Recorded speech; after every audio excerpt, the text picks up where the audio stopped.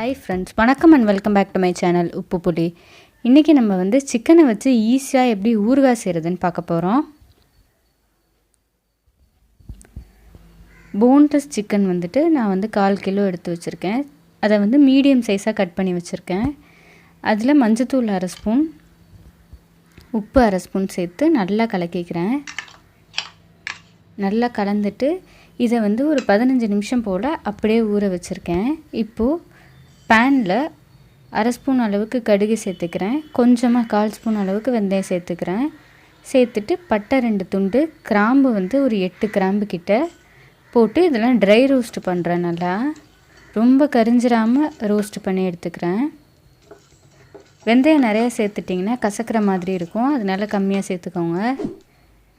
இப்போது இதெல்லாம் வந்துட்டு ட்ரை ரோஸ்ட் பண்ணதோட 1 ஸ்பூன் அளவுக்கு கல்லுப்பு சேர்த்து இதை வந்துட்டு நல்லா ஒரு ஃபைன் பவுடராக அரைச்சி எடுத்துக்கிறேன்.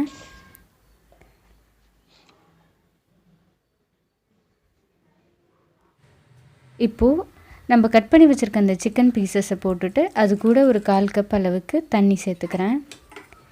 சேர்த்துட்டு இதை நல்லா கலந்து விட்டுட்டு இப்போ சிக்கன் வந்து வேக விடுறேன். நான் ஒரு 1/4 மணி நேரம் போல் விட்டிங்கன்னா போதும், சிக்கன் வந்து நல்லா வெந்துடும். கிட்டத்தட்ட ஒரு பாதி அளவுக்கு வெந்திருக்கும் இப்போது சிக்கனு. அதுக்கப்புறம் அதை எல்லாத்தையும் எடுத்துடுறேன். இப்போது ஒரு பேனில் சமையல் எண்ணெய் வந்து பொரிக்கிற அளவுக்கு ஊற்றிக்கிறேன். ஊற்றிட்டு இப்போ நம்ம ஆல்ரெடி வேக வச்சுருக்க அந்த சிக்கனை வந்துட்டு பொரிக்கிறதுக்காக போடுறேன். 10 நிமிஷம் வந்து லோலேயோ அல்லது மீடியத்துலேயோ வச்சு நம்ம வந்து ஃப்ரை பண்ணோம்னா போதும். நல்ல ஒரு மாதிரி கோல்டன் ப்ரௌன் கலரில் வரும். வந்ததுக்கப்புறம் அதை எடுத்துட வேண்டியது தான். இதே மாதிரி நான் எல்லாத்தையும் போட்டு எடுத்துக்கிறேன்.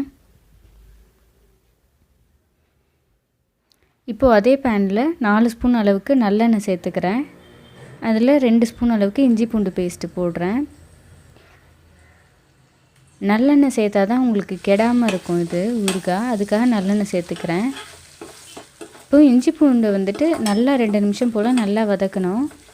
இஞ்சி பூண்டோட அந்த பச்சை வாடையெல்லாம் போனால் தான் உங்களுக்கு வந்து ஊறுகாயே நல்லாயிருக்கும். இப்போது நான் காஷ்மீரி மிளகாய் தூள் வந்து 2 ஸ்பூன் சேர்க்குறேன். இதனால் உங்களுக்கு காரம் ரொம்ப இருக்காது. சப்போஸ் நீங்கள் காரம் வந்து மிளகாய் தூள் சேர்க்குற மாதிரி இருந்தால் அதுக்கு தகுந்த மாதிரி நீங்கள் லெமன் ஜூஸ் சேர்த்துக்க வேண்டியது தான்.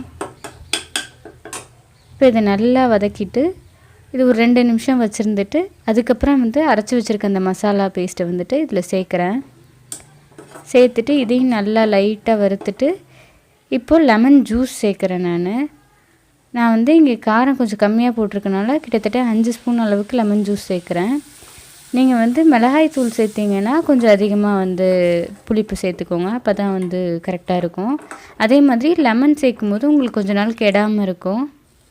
அது கூடவே 1/4 கப் அளவுக்கு தண்ணி சேர்த்துட்டு இப்போ இதை வந்து மூடி ஒரு 10லேருந்து 15 நிமிஷம் வரைக்கும் வச்சுருக்கணும். லோவில் வச்சுருந்திங்கன்னா உங்களுக்கு அதோடய பச்சை வாடையெல்லாம் போய் எண்ணெய் நல்லா பிரிஞ்சு வந்திருக்கும். இப்போது இந்த ஸ்டேஜில் பார்த்திங்கன்னா உங்களுக்கு எண்ணெயெல்லாம் நல்லா பிரிஞ்சு வந்திருக்கு.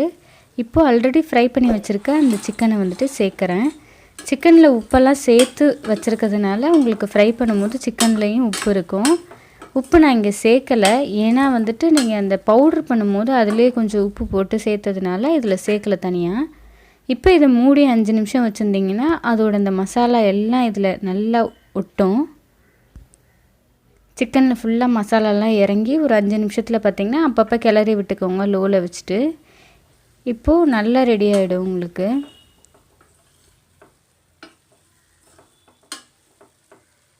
அவ்வளோதான், சிக்கன் ஊறுகாய் வந்து சூப்பராக ரெடி ஆகிடுச்சு. இது 15 நாள் வரைக்கும் உங்களுக்கு ஃப்ரிட்ஜில் வச்சுருந்தா கெடாமல் இருக்கும். அப்பப்போ இதை வந்து ரெடி பண்ணிக்கோங்க, அப்போ தான் இது நல்லாயிருக்கும்.